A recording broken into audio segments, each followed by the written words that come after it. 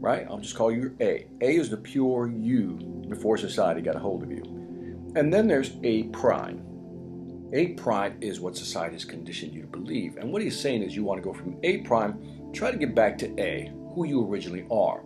That all these things that happened to you over the years have conditioned you to be somebody else that you're really not. And so you behave in a way that you shouldn't and maybe never would have if society had not gotten a hold of you.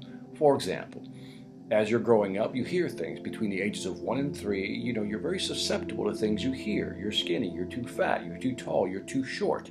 Well, these things begin to sink into our subconscious, creating this A prime, this new you within you. But this new you. And so all these things are happening over time. And I found that a fascinating concept. It's almost like there's an original you, A, and there's a socially conditioned you, which is A prime.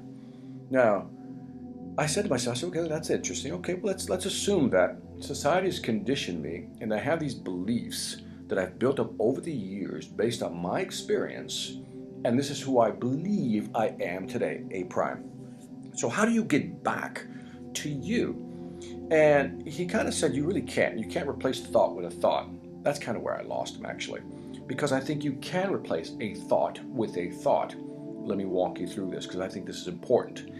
When it comes to self-esteem and basically knowing who you are, you really have to analyze yourself and say, why do I think the way I think?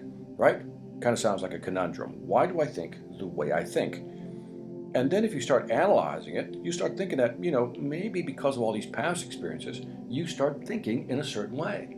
Now, you can't figure it all out because some of the stuff that you think about or how you think is so buried in your subconscious mind that you really can't figure it out. But there's a lot of things you can.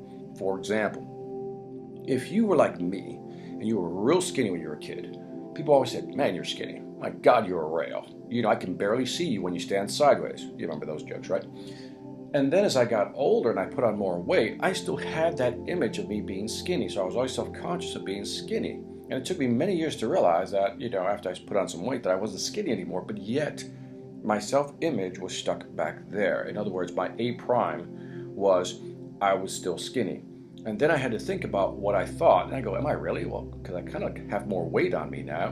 And then other people say, no, you're not skinny anymore. And so that began to, collapse that image. It's a simple example, but you get the idea that sometimes we're stuck in the past based on what people told us, when in reality we've changed quite a bit. So you have to think about how you think, and sometimes you have to ask others if you're thinking correctly. Now, so what happens? You go out into the world and you're trying to understand how you fit in this thing called society. But in order to understand how you fit, how you work with society,